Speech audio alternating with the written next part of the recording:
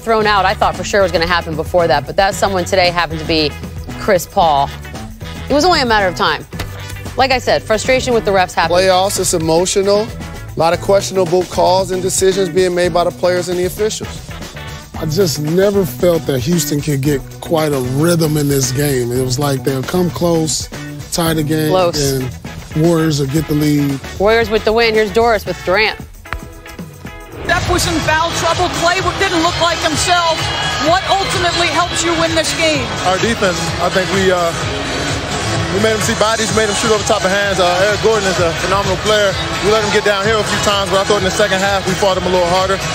But we just made him shoot tough shots. I thought our defense won us this game. Kevin, you have been on this consistent roll. It seems like since the playoffs have arrived, you are somehow different. I know your mentality never changes, but what's going with your game right now? Well, just get more opportunities. I think we exploit matchups, and coach is calling my number, so I got to be aggressive. I missed some shots tonight that I felt like I could make, but it was good to get a W. This was a cantankerous game, high emotion, very competitive, moving forward. What are the keys in this series for you guys? Well, bring the same energy, bring the same focus on the defensive side of the ball, and be ready for a dogfight. Kevin, thank you. And Kevin Durant's now scored at least 35 in 3 straight games. That does not bode well for everyone else. But the story today, and I think it was the theme throughout the entire game, has to be the lack of calls that were witnessed in this one, from the guys calling the game to the guys back here watching the game. There was a lot of frustration also with the players on the court. So we want to get into that right now, but we also want to bring in Steve Javie, because I know he at halftime had some things to say about it as well. And Chauncey, do you want to lead this as we start to talk about what we saw or didn't see? Absolutely. Steve Javie, Chauncey Billups here. What do you say, Chauncey? How are you? Everything is good, man. Got a question for you. Obviously, a lot of questions for you, I'm sure, but I just feel like the referees all year long did a really good job of protecting the shooter, calling those fouls. And today, the game one of this series, I don't feel the same way. Is there anything? Are they reffing harder? Is that area in front of the shooter? Is it different? Like, what's going on? The landing spot? No, I know what you're saying. And if you notice in the first half, we talked about the 3 plays that we showed during the first half where the shooter wasn't allowed to come down. What happens, this is not an easy play, obviously, to referee in real time, as we know. But what happens sometimes is as a referee, you get stuck watching the shot, and whether he gets hit on the arm, that your eyes don't go down, because the fundamentals are to referee up, then down, and you go to your rebound. Well, in situations like this, I think the referee, he got to the down part a little too late, and so he's not going to guess on the play. But as we saw, the defender did get into the shooter's landing area in the first half, yes. Steve, for the officials, we clearly see that there are a couple of important blown calls with those shooters that you and Chauncey were just talking about. What level of discipline and or responsibility you think comes post-game from the league as well as the officials? Well, I don't know if there's any level of discipline. It's a matter of just like anything else. When you watch the film afterwards, the one thing I always did, because you're always going to miss plays every game, unfortunately.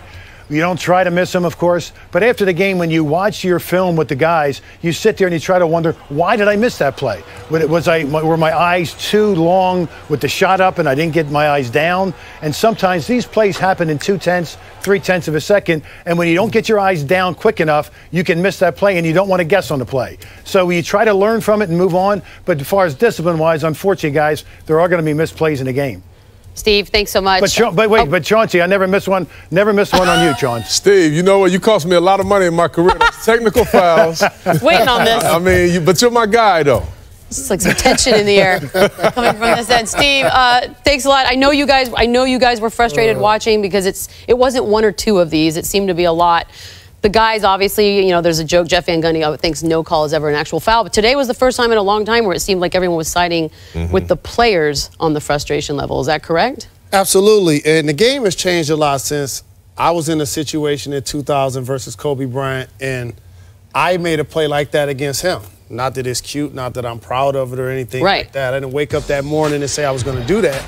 But what ends up happening as the game has progressed with Zaza Pachulia and Kawhi Leonard in particular winning at Golden State by 20 points, and that play takes place, you feel like these type of situations would not continue to happen and continue to compound themselves. Like, we counted maybe like 6 or 7 plays like that. Oh, yeah. And now I'm going to be interested to see if the league comes out and acknowledge how many of those were actually missed.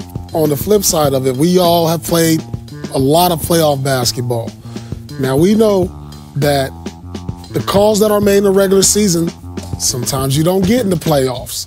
We all know that. Sometimes it's a little tougher, so a lot of times maybe the ref will let some things go, let you play a little more. That seemed like a lot today, though. Yeah, that's some obvious calls, though. That's some obvious calls. We have regular season call and there's playoff calls. Those calls that James Harden every year get in the regular season, he doesn't get in the playoffs. You got to take it. You got to take something and give something, because we all know playoff basketball is different. You don't get the calls. But isn't the fear here that those specific calls, the whole defender and the landing area, is that somebody gets hurt? Listen, is that not? They got lucky nobody got hurt right today. But here's the problem. It's a 4-point game. This thing came down to a 4-point game. We're talking about possibly 14, 15 free throws that could have been shot. It decides a game. And listen, I'm going to be fair to the referees here, because just like players, we all have bad games. Sure. To me, they had a bad game. And that's fine. That's okay to have a bad game. But let's call it that. Let's not just say, okay, the goalposts have shifted now because of the playoffs. Those are obvious fouls to me. Guess who's still here? Steve Javi wants to address. Steve, what's up? Yeah, I just wanted to say, Paul, we don't have playoff calls and we don't have regular season calls. And I'm just trying to, I know what the narrative you're trying to spin here. And that the playoffs, you have to admit, guys, you guys contest every shot, every possession. It becomes a more difficult game to officiate. And there are going to be plays to be missed, there's no doubt. Obviously, as the defensive pressure goes up, players turn the ball over too. Referees are going to miss the call. But I just wanted to make a distinction. There's no such thing as a playoff call or a regular season call. They shouldn't be. There shouldn't be. I like the attitude. I just feel like in my years in the playoffs, y'all let us play a little bit more than the regular season.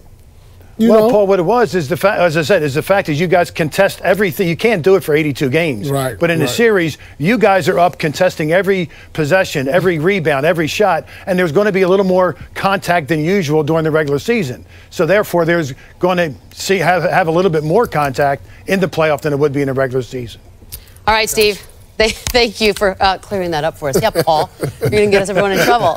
There'll be more.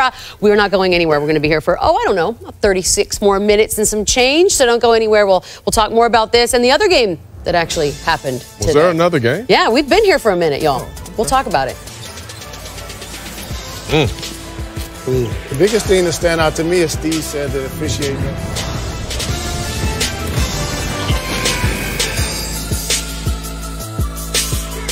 Do you suffer tired, aching legs? Are painful feet slowing you down? Relieve your aching legs and feet with Revitive Medic Circulation Booster.